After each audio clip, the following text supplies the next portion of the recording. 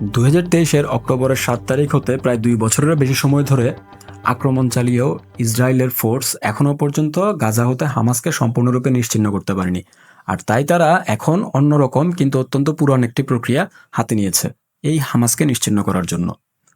ইউএসের proposed সিজফায়ারের yellow লাইনের মধ্যে এখনও পর্যন্ত ইসরায়েলি ব্যাকড এসব অ্যান্টি হামাস মিলিশিয়া গ্রুপগুলো বেশি অ্যাক্টিভ এবং লোকালদের কাছে তারা ত্রাণ লুটেরা গ্রুপ বলেই বেশি পরিচিত।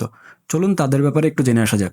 সবচেয়ে বড় গ্রুপটির নাম পপুলার ফোর্সেস, যেটির নেতা ছিলেন ইয়াসের আবু শাবাব, যিনি ডিসেম্বরের 4 তারিখে নিহত হন বলে বিভিন্ন সংবাদ মাধ্যমে জানানো হয়। ধারণা করা হয় পপুলার ফোর্সে প্রায় 300-র বেশি মেম্বার রয়েছে এবং তাদের কার্যক্রম মূলত রাফা ক্রসিং বা এর আশেপাশের খান ইউনিস এরিয়া জুড়ে বিস্তৃত।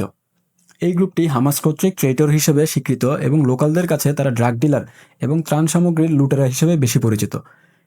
এরপর নাম আসে খান ইউনিস এরিয়াতেই একটু ভেতরের দিকে কাউন্টার টেরোরিজম স্ট্রাইক ফোর্সের, যেটির লিডার হিসেবে হাসাম আল আস্তাল পরিচিত। বিভিন্ন মিডিয়ার সংবাদ অনুযায়ী তার কাছে 100-এর বেশি সশস্ত্র মেম্বার রয়েছে এবং সেই সাথে খান ইউনিস এরিয়ার ইয়েলো লাইন এরিয়াতে আইডিএফ কর্তৃক প্রচুর পরিমাণে সাপোর্ট পায় এই গ্রুপটি। এরপরে আসে নর্দার্ন গাজায় বেইত হানুন ও জাবালিয়া এরিয়া জুড়ে active popular army Northern forces. এই গ্রুপটির লিডারের নাম আশরাফ আল মানসি। বিভিন্ন সূত্র অনুযায়ী তার গ্রুপে 40-এরও বেশি অ্যাক্টিভ মেম্বার রয়েছে। এই গ্রুপটি বেশি আলোচনায় আসে যখন গ্রুপটি হামাসকে উদ্দেশ্য করে অক্টোবরের একটি ভিডিও স্টেটমেন্ট রিলিজ করে, যেটিতে তারা হামাসকে তাদের কন্ট্রোলে থাকা এরিয়ার দিকে না আগানোর হুমকিও দিয়ে রাখে। আর সবচেয়ে নতুন এবং ছোট গ্রুপটি হলো গাজার পূর্ব দিকের একটি গ্রুপ, যেটির লিডার রামি হালাস।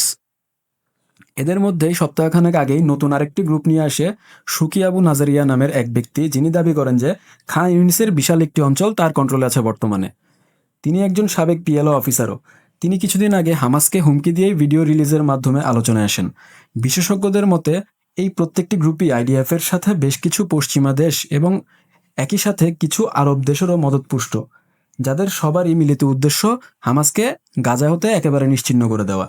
লোকালদের কাছে এসব গ্রুপ অলরেডি ইসরায়েলের সহায়ক মিলিশিয়া গ্রুপ বলেই পরিচিত হয়ে গেছে।